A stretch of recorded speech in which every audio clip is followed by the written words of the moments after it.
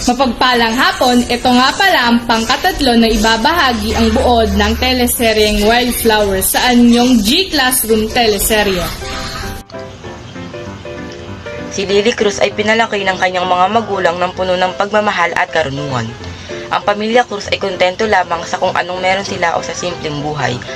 Ang kanyang ina na si Camila Cruz ay isang guro habang ang kanyang ama naman na si Dante Cruz ay isang abogado.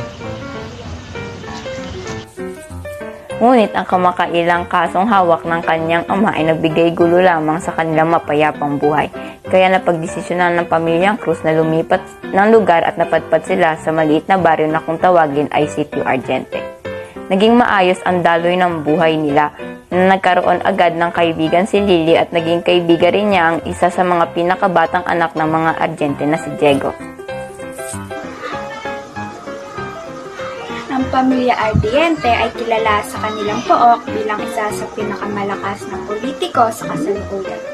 Lumabas ang komplikasyon noong nagkaroon ng interes ang ama ni Diego na si Raul sa ina ni Lily na si Camila.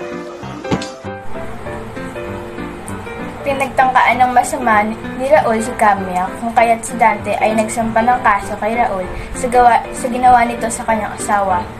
At nang dahil doon ay ang pamilya ng Argente ay nagalit sa pamilyang Cruz, kaya naman ang maganda at payapang buhay ni Lily ay muling naging bal. Ang kanyang ama ay namatay dahil inatake sa puso. Nasaksihan ito na raw sa ginawang karumal-dumal sa kanyang ina.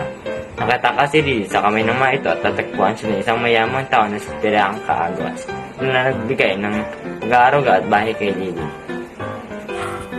Si Lily ay lumaking matalino at maganda, ngunit nung namatay si Priyanka ay ipinamana nito lahat kay Lily ang kanyang ari-arian, kung kaya't nakahanap siya ng paraan upang mabigyang hustisya ang kanyang mga magulang. Siya ay muling bumalik sa Sitio Argente upang mabigyang katarungan ang mga magulang. Ngunit nung nakarating na siya dito ay nakita niya na mas lumala at mas marami ang taong nagdurusa sa pamamahala ng mga Argente. At doon na nagsimula ang kanyang plano na nagpakilala siya na Ivy Aguas at pinlano niya kung paano pababagsakin ang mga Ardiente at kung paano niya matutulungan ang mga tao o mamamayan rito.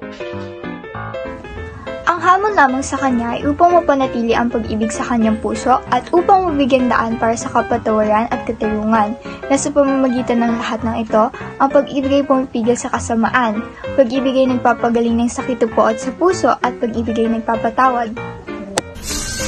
Ngayon ay napakinggan na natin ang buod ng teleseryeng Wildflowers. Sana ay may natutunan kayo. Hanggang sa muli, paalam! Mahalagang mensahe, ang paghihiganti sa kapwa ay hindi masama. Nasa iyo ito kung paano mo gagamitin sa mali o tama.